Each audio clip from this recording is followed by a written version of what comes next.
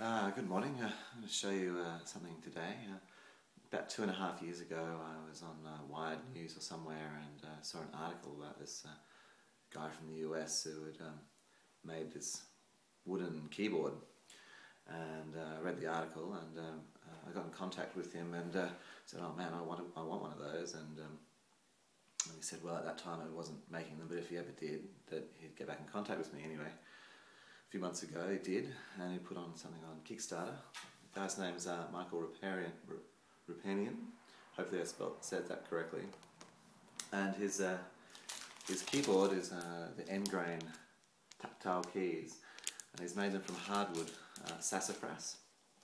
And the actual grain itself has been like sandblasted, so etched into it. And all individual keys, it's all made of wood. And he's improved significantly from the original design which I saw. And so what I'm going to do right now is take a new Apple wireless keyboard which I purchased specifically for this. My old one had a button key on it for something, and it wasn't wireless either. So yes, theoretically at the end it's going to look something like this, and I shall not type on plastic again. And, take it out of its packaging, and here's the instructions. It's 4 instructions. Here is the keyboard. So the first thing we do is we separate away the actual sticker pad from its cutout.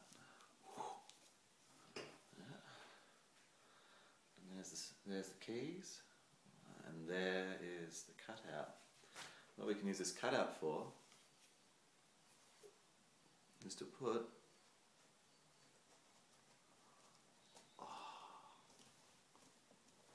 over the keyboard to use as a guide, so we can easily, perfectly place the keys. Very clever design. Now, according to the instructions, what I do is just lift that off there. Whoa, that's super sticky. And then carefully place it in the guide, just like that. And repeat for every key.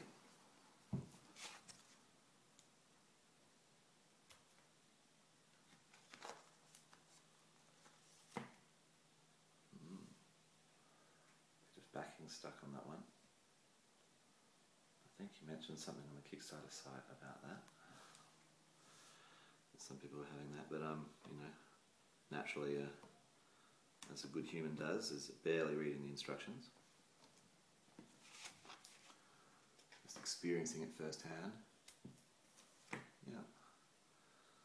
Oh, that backing piece is pretty easy to come off anyway. It's not really a stress. Now that I've experienced it once, a little more keys, press and stuff. One key at a time.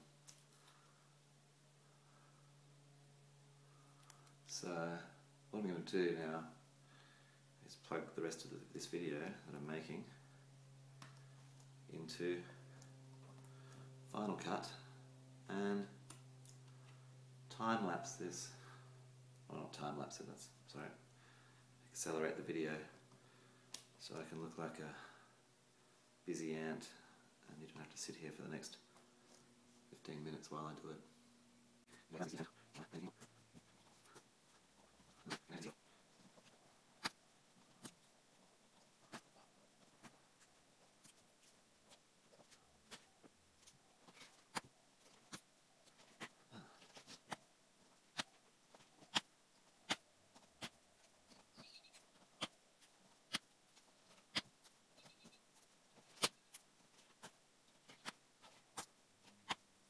I've discovered that probably should have started the keys from the bottom row and worked my way up. That way I would not be having to spin them around gain like a little bit more efficiency in what I'm doing, and perhaps in a moment of going off the fairies, I would avoid the unfortunate scenario of forgetting to turn the key around and putting it on upside down.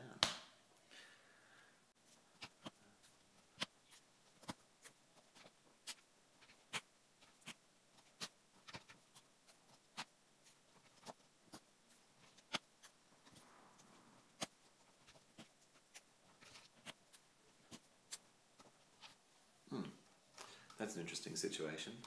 The caps lock key doesn't have a hole right through it, so you won't see the glow coming out to know if you have caps lock on or not. Which of course you will as soon as you press a button, but the little green glow is mildly exciting.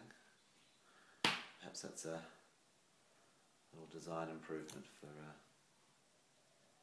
next version.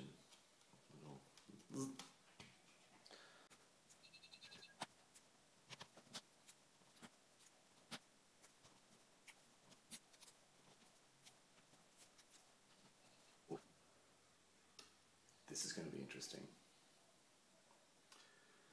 The up-down arrows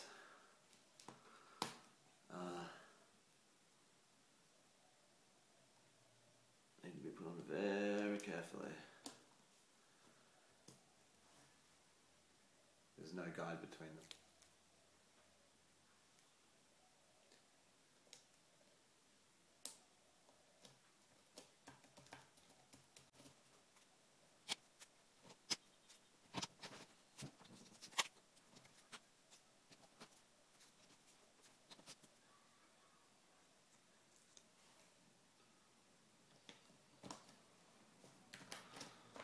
Well, I've just put all the keys on.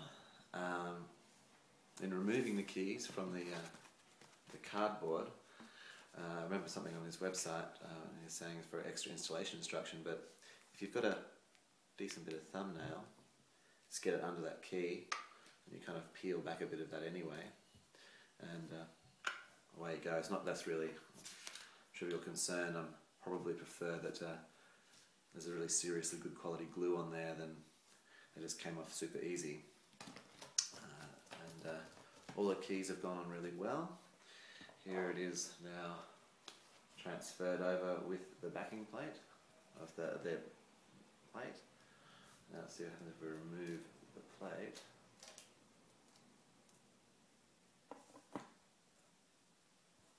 And we have an Apple keyboard with wooden keys.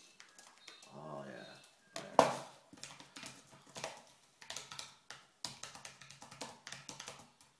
Oh, it makes a slightly different noise now. All the keys have been applied really well. They're all quite secure.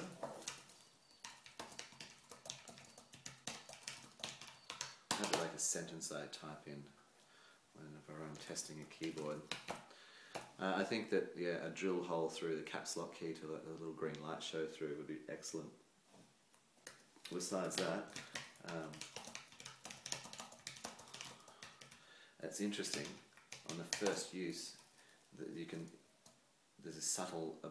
subtly feel the key height difference, but because the travel is still the same, really it's actually no different to using it without the wooden keys on top. Elegant solution, minimal use of materials, not trying to make more products in the world, but retrofitting an existing one. Love the idea. I loved the idea when I saw it. Really glad that I'm going to be typing on unique wood from now on. I can feel my fingers just wanting to hang out on the keys some in those moments where you're not too sure what to write next. Thank you very much. Thank you very much for seeing the Kickstarter project through. Thank you very much for seeing the project through for over 2 years. And my next test with the product really will be, since I live in Central Australia, will be the summer where we hit 45 plus days and it can get much hotter, and how the glue actually sticks up and stays in such an intense heat environment. Not like I'll have it in direct sun, but it can get pretty toasty. Which I'll probably report back to Michael via email or something. Do yourself a favour, start typing on wood. Oh, fantastic. Thank you very much. Hope you enjoyed it. Installation instructions. Thanks very much again. Bye.